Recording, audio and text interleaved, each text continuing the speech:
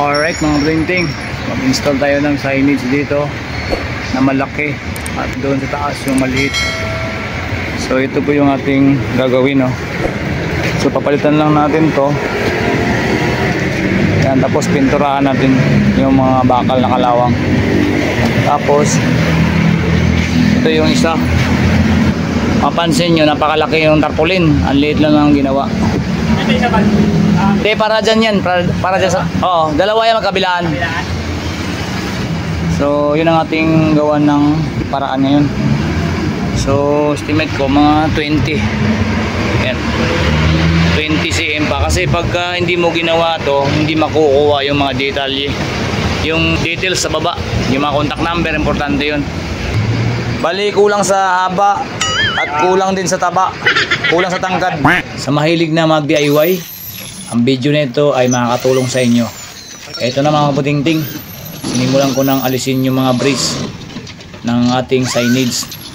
Dahil nga luma ito, kailangan nating itong pinturahan. So para natin mapinturahan ng maayos, kailangan nating alisin yung mga nakalagay dito, para yung pinakaloob niya ay mapinturahan talaga. Ngayon, sa pagtatanggal ng mga clip mga putingting, kailangan mo lang siyang barinahin yung rivet. Ganun po ang sikreto ng pagtanggal niya ng putingting. Doon sa mga expert na sa ganitong gawain, ay hindi na po para sa inyo ang video na ito mga putingting. Para lang po ito sa mga baguhan katulad ko. Tinatanggal ko na po yung lumang tarpaulin para maalis natin tong mga nakalagay sa loob, dahil hindi kailangan yung mga ilaw na to, at kailangan nating alisin to para naman sa ganun ay gumaan din tong ating signage. So yun, napakarami talagang kalawang mga putingting, kaya tinataktak ko muna para lang maalis ito at mapinturahan ng maayos. So ang ginamit ko pala dito mga putingting ay primer gray. Yun po yung ginagamit ko dito para sa bakal po yan mga putingting. Gamit ko na rin? Ha? Ito na? Ako na. Ah, sige. Ito na lang yung ilalim ko yan.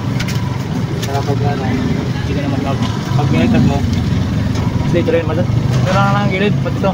Ito lahat na.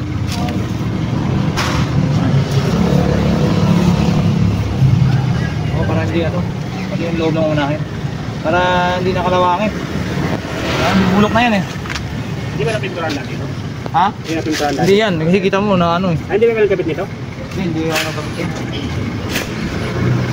Dahil kulang sa sukat ang ating malaking signage, kailangan nating gawa ng paraan para sa ganun ay maganda tingnan yung ating signage na malaki, no?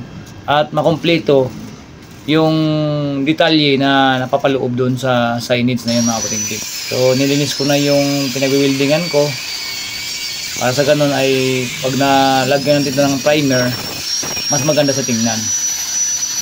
So ito mga putingting, kailangan natin lagyan ng primer para hindi siya kalawangin, dahil nga nasa labas po ito. So pagkatapos kong pininturahan niya mga putingting, ay nilagyan ko pa siya ng marine plywood para dagdag na rin sa pampatibay nung ating signage. Pisilin mo pa kuya. Pisilin mo pa. Puputok yun eh. Laki yung mga ano rin. Laki yung mga ano. Yan. Yan. Parang bumangon sa ulit.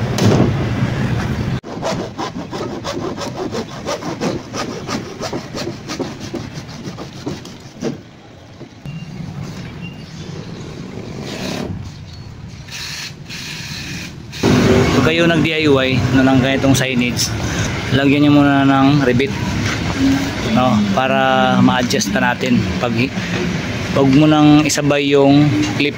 Akin na yung clip, right? Yung clip na mga putingting, oh. Pag nabanat na ito mga putingting, ayan, oh, unat na siya. Naglalagay kami ng mga ilang pirasong rivet muna dito. Tulad niya, no? So, nakalagay na kami ng rivet, oh. Doon pa lang tayo maglalagay ng clip mga putingting, para pwede nating hilain pababa para humigpit yung bawat gilid. Ganun po ang technique niyan mga putingting. Bago natin itudo ng paglagay ng ribit.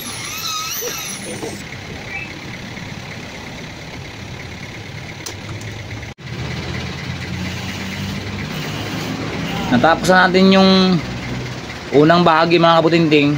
Sa likod naman tayo. So dito panoorin nyo lang mga kabutinting kung paano ko talaga ginawa tong dalawang signage na ito mga kabutinting.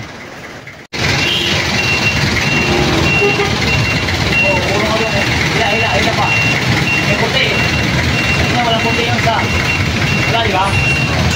Di ba? Oh. Takpan. Tignan mo. Ito.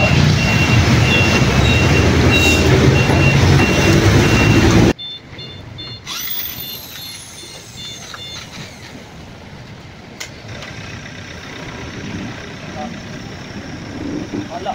Bakit bukas?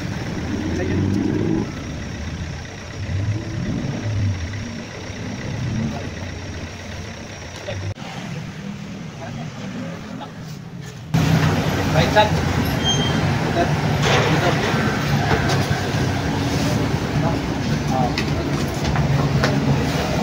Yan wala ka na ay siya. Angat mo konti ito, balbal lang. Yan. Tama na yung ano, pre. Ito. Parang sabihin na yun, pre. Ito. Okay ba? Mga uno. Okay na yan.